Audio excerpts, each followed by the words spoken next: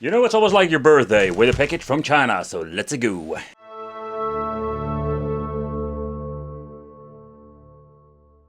But such empowered comes such a great responsibility, and you know what, that makes no sense saying that. However, if you want to play some Sega Genesis, there are many different ways to actually play. And in this video we are going to be doing a chit chat about the SG800. That is actually just a plug and play Sega Genesis. Yeah, this is just crazy of the technology nowadays that we have in the plug and play solution. But is it really worth replacing or having this quick way to play Sega Genesis? I think it's going to be fake power! Marco, okay, you get the point. Where I personally prefer to play on the original Sega Genesis, the SG800 can be a very fun way to play.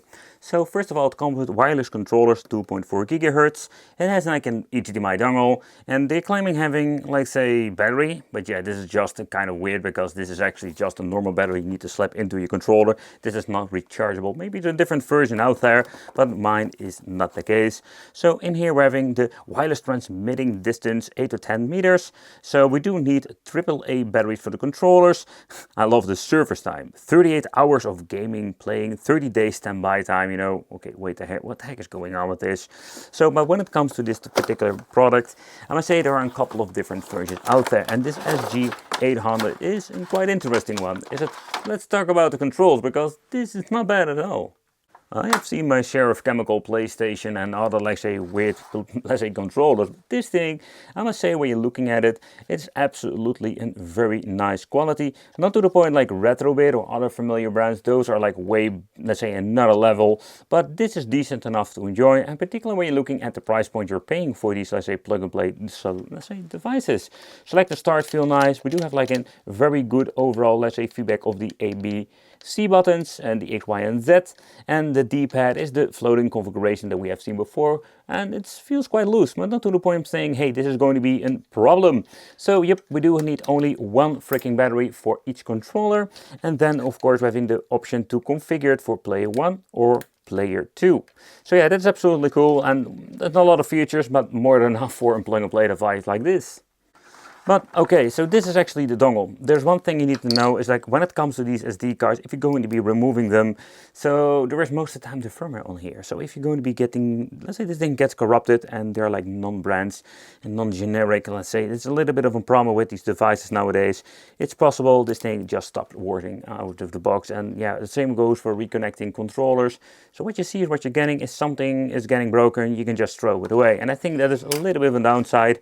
We do have an extension cord, so if you have not like the option to plug in straight into the HDMI port, you can use the extension cord, so everything is included in here. And of course, let's do a quick chit chat about the toilet paper manual. Yep. Because these things are quite funny sometimes. So warning and precautions: please do not disassemble or try to fix the product. Yeah, that is one thing. So, but also explanation about everything, battery installing. It's like select the start, we're going back to the main menu and everything else. Yeah, it's not a bad manual. I will not use it like toilet paper, because man, you will get paper cuts in your butts. Alright. And before I completely forgot, is that when you're going to be plugging this in your monitor, this is not, let's say, hey, I'm ready to go. Nope. We need ourselves like a micro USB cable, and I have no idea where mine is, but let's grab another one from the storage. And that is the result. So we're going to be plugging this thing into a USB device. So having over here just a normal charger. Oh, it's ready booted up. Woo, there we go. What is this cord, by the way? Oh, it's my camera charger. Okay, whatever. So let's go, let's turn this monitor around and let's see what are we going to get. So one of the things they absolutely improved is the menu itself, where this funky music has been implemented in many cheap devices, including, I think it's also called the SF2000. But you can see all kinds of different categories. We over having here the sport, action, fighting. Even Famicom games are even the option for being emulated on the stick. Puzzle, adventure, you name it, it's all possible with this awesome stick. However, how is the overall emulation? That is more of a question, because that is some of the parts they completely mess up when it comes to that. But let's have some fun and let's take a close look at it. So we're having over here shooting. Let's take a close look at the shooting list. Let's load it up. I love when having this tiny screenshot. The list is absolutely cool. We do have, and this is some of the things I love about it, we're having the option for the alphabetic order. The unfortunate part is that we're having some missing thumbnails, so that's quite a little bit of a bummer. But Control 1, 2, 3, I'm guessing this is going to be the NES games or some clone weird ones. Demolition, Exco SWAT, and you know, it's a lot of fun to just check out, look at the pictures to see what is going on and to see what kind of games. Let's press select, go back to the fighting. Art of Fighting, Brutal, Paw and Fury. So far, I'm just going to be honest, I have no idea like how big the library is from the Genesis and Mega Drive. You have, of course, different regions. But when it comes to this, I think most of the games are actually on here. So the list is quite massive. Puzzle. The only thing they do mess up is the overall list when it comes to this. Like we're having Puzzle, okay, Columns 2 is a puzzle game. Clue, Bomb Boy. So you find sometimes a very strange games on this, like Devil Crash MD is actually more like a pinball. It's not like a puzzle game, you know, stuff like that. But let's do a quick overview. Marble Madness.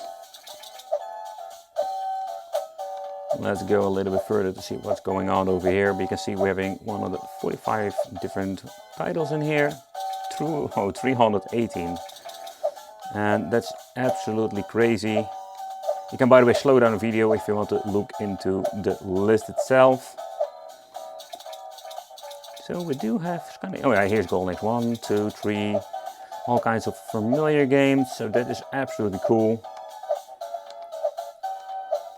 Pirates Gold. Okay. Let's see if all the Sonic 1, Pinball. Well, that's kind of it. You have Knuckles, but not Sonic 3 and Knuckles. You know, like sometimes some of the combinations are completely forgotten. But I do notice like the ones that have no screenshot, they're like all of the NES parts. And of course the sport list, over 200 plus games.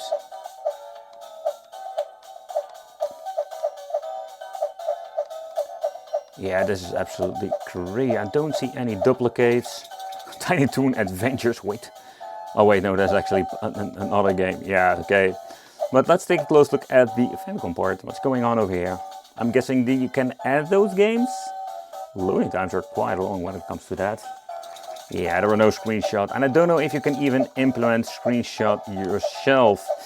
But yeah, of course, this is a Sega stick, so I just want to focus more on that. So let's get into gaming and see how the overall emulation is. So moving on to some Rambo 3, let's press select and start. In here we can make a quick load, I'm guessing, pressing start. There we go. I love them making a screenshot. So when it comes to screen, we got full screen, sailing up, and we even have the option for different regions. You can just set it to auto if you want to. And yeah, this way we can just play. It's that easy. And the loading times are instant. Oh yeah, this game, I've played it a lot.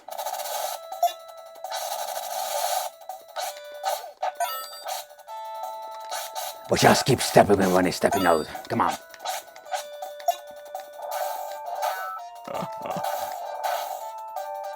I think I also charged. Oh. And I died. Let's try the loading. Yep, and that works perfectly without any problem.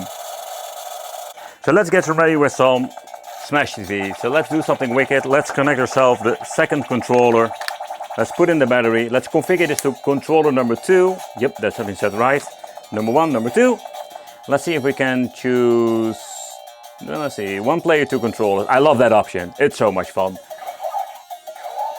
Yeah, absolutely going to be needing it. But the question remains, like, are we going to be having both D-pads now? Seriously, I've never done it on the Sega Genesis. I tried it some time with the NES plug-and-play device. Okay, I'm guessing I can rock with this. Let's see. Okay, I need to hold. Okay. Oh yeah, that's the way how we need to go. Okay, it's not like really comfortable to play because we need to hold both controllers like this. It would be cool if you can just hold the control like that, but that's not going to be working. So it's also a great test to check out the input of the second controller. But that's the yeah, mini spread shot. But I already mentioned before, it's like the controllers are super responsive, but also the D-pad is very comfortable to play. So that part seems to be working fine. Let's move to another game. I always wanted to check this game out on the Sega Genesis. 1, 2, 3, let's go! Oh man, the Neo Geo version is so much better, of course, but I must say that I can really enjoy myself some Viewpoint. This is such a difficult game. Well, let's see, can I use the super? Well, I must say that this port of the Neo Geo system is not bad as well, and the audio itself sounds absolutely great.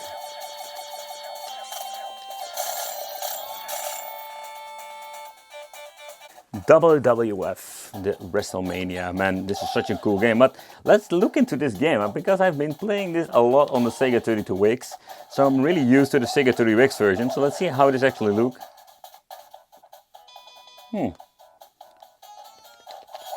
Yeah, of course the 32X is better, but I must say that the original 16-bit version is not bad itself.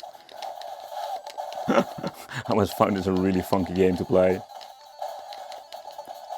You know, I also played a lot of wrestling games back in the day. WWF Warzone on the N64, where you can create your own characters. But where I just completely skipped this game. However, this is an absolutely cool game. And so far, Emulation itself, I must say that I'm quite surprised how good it all runs.